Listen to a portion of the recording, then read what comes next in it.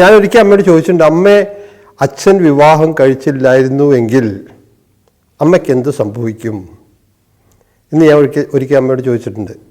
ഇത് ഏത് മകനെങ്കിലും അമ്മയോട് ചോദിക്കുമെന്ന് എനിക്കറിയില്ല. അമ്മ പറഞ്ഞ മറുപടി എന്നെ ഞെട്ടിക്കുക ചെയ്തേ.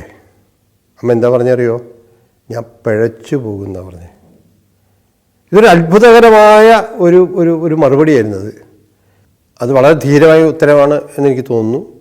അതായത് ഒരു വിധവയാണ് എന്ന് വെച്ചിട്ട് വിധവയാവുന്നതോടുകൂടി ഈ പെണ്ണ് ഒരു കരിങ്കല്ലുകൊണ്ടുള്ള പെണ്ണാവുന്നില്ല. ആ പെണ്ണ് രക്തവും മാംസവും ഉള്ള മറ്റേത് പെണ്ണിനെയും പോലൊരു പെണ്ണ് തന്നെയാണ്. അവർക്ക് എല്ലാ വികാരങ്ങളുണ്ട്, എല്ലാ വിചാരങ്ങളുണ്ട്, എല്ലാ മോഹങ്ങളുണ്ട്, എല്ലാ സങ്കടങ്ങളുമുണ്ട്, എല്ലാം ഉണ്ട്.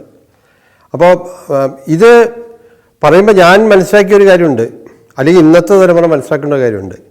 ഇതൊരു വിധവ പറയുമ്പോൾ അവിടെ ഇന്ന് നമ്മുടെ സമൂഹത്തിൽ അനുഭവിക്കുന്ന ഈ മോറൽ പോലീസിങ്, സദാചാര പോലീസ് എന്ന് പറയുന്ന ഈ ഏർപ്പാടിന് എതിരെയുള്ള ഒരു സമരമായിട്ടാണ് ഞാൻ അതിനെ വിലയിരുത്തുക. അതായത് ഞാൻ എന്ത് ഭക്ഷണം കഴിക്കണം, ഞാൻ എന്ത് വസ്ത്രം ധരിക്കണം, ഞാൻ ആരുടെ കൂടെ നടക്കണം, ആരുടെ കൂടെ കിടക്കണം, ആരെ നോക്കി ചിരിക്കണം എന്ന് നിങ്ങൾ തീരുമാനിക്കുക. അതാണ് സദാചാര പോലീസിങ് എന്ന് പറയുന്നത്.